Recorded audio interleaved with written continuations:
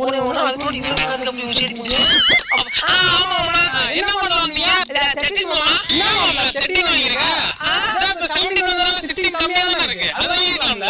அப்ப நாளை கேக்குறோம் மாமா. சரி மாமா.